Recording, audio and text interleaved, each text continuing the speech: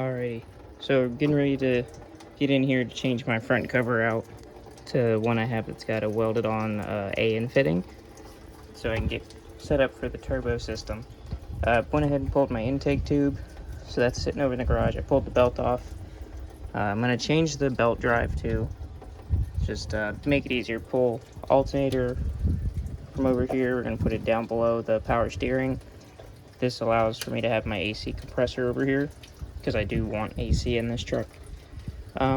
Looking at it now, so I have the coolant draining, so I can pull the radiator, which should be good. 2 hoses, 2 bolts, and it'd be out.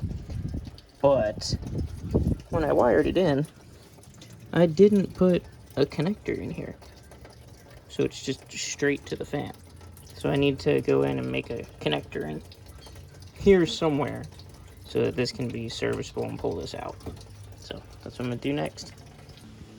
Alrighty, I got the connector all done up.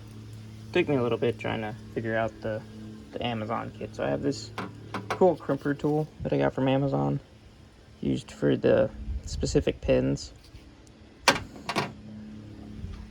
And then this is just my cheap, it's like a knockoff Deutsch connector.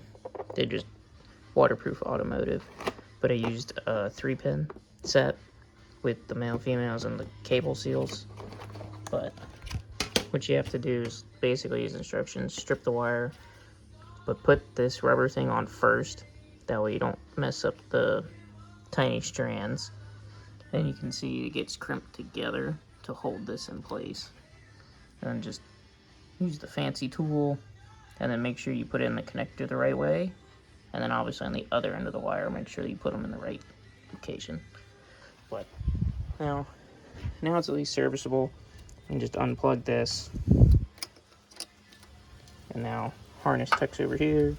Fan can come out with the radiator. Undo these 2 hoses.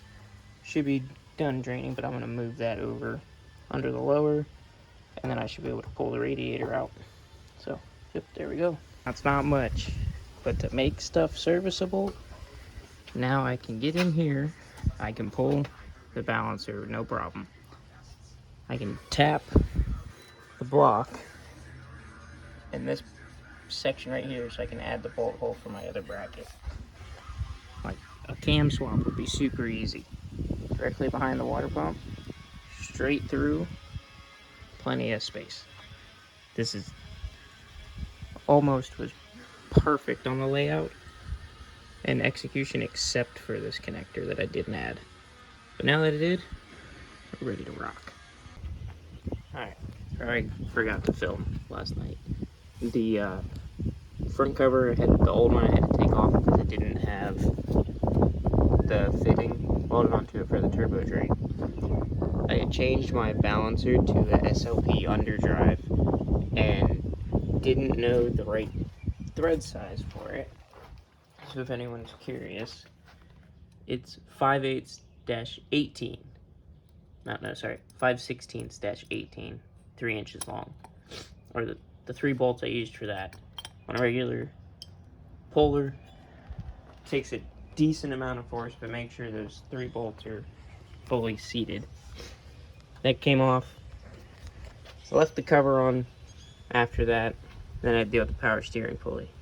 Well, I've had problems with this one in the past, and I couldn't get the puller to work properly. I ended up stripping out the threads in the pump, so it's no good at this point, because I couldn't get this pulley off to get the pump off the bracket. So, drilled 2 holes so I could get in there and get the 3 bolts out. And the whole point of getting the power steering pump off was so I could use the template from ICT Billet to drill this extra hole, not that one, sorry, this one, because it uses this bolt hole to locate it as well as this one. And this, well, now looking at it, I guess I would have been fine. Looking at it where it rubs, but it would have been touching the bolt ever so slightly. But yeah, I had to drill this and tap this hole, which the tap is a 10 by 1.5 thread. but that's so I can move my alternator from up top to down there. But yep. Okay, once again, things escalated. My power steering pump should be in today, so I can knock that out. Got the high ram installed. I have to make a block off piece for in the back to help keep rainwater out, but I might make access holes to get to those back two lid bolts. Got the Motion Racework vacuum distribution block on. These fittings are all still loose, so I can plan out where to go. This one is the map reference for the Holly, but I have the actual map sensor on the back for when it is turboed. So I'll have all that plugged in, and when it comes time to tune it, I'll just use that. This fitting should be for my brake booster right here. And then this one will be connection to the back of the intake to get its actual vacuum reference. But I changed up the fuel rail setup per KSR's advice, saying I should have a feed per side, not just loop and deadhead. So took off my pressure gauge that I had here. Also, these are the Holly rails, not the Ipe ones I had. But I'm gonna take this off, put a straight on there,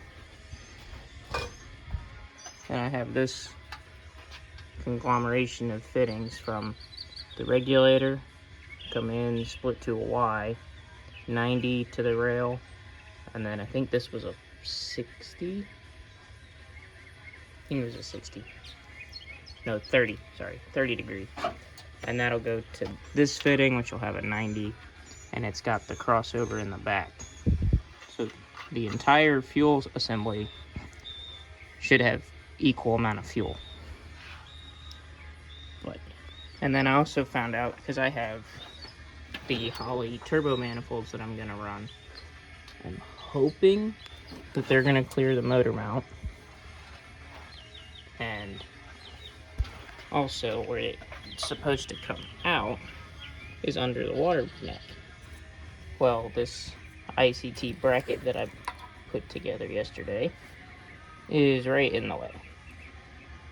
So ordered a different bracket to use the AC compressor. Sorry. It'll move the compressor more towards the passenger side, but it adds an idler and a tensioner up here. So it'll open up this space for those manifolds. In worst case, I have to clearance and modify that mount. And then I'm probably gonna swap this alternator pulley back out to the stock size, because I do have a 15%, not 15, it is an underdrive pulley. I don't think it's 15%, but the combination of this being smaller and this larger still isn't spinning this fast enough. So I need to put the smaller one on there. But we're making progress. I want to get these fuel lines figured out. I had to cut more of the hood for the IAC, but you can see this sensor here is tapping, so I need to make this bigger. That way when I have the connector on here, it can clear and not rubbing anything. But getting there, slowly but surely. Fuel lines are hooked up.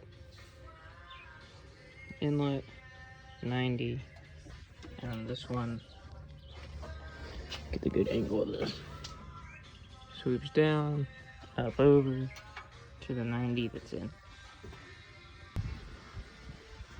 Alrighty, everything's plugged back in wiring wise, which was a bit of a pain. I had to pull the harness that ran along between this valve cover and the manifold runners to run it under the intake, which was a pain. And there's not quite a lot of wiggle room for the IAC, mainly because of where the ground is that goes to the cylinder head. But it plugs in, it's fine, everything else is in. I think I said earlier, fuel lines were made up, so those are good to go. I changed the alternator pulley back out, So I have the other one.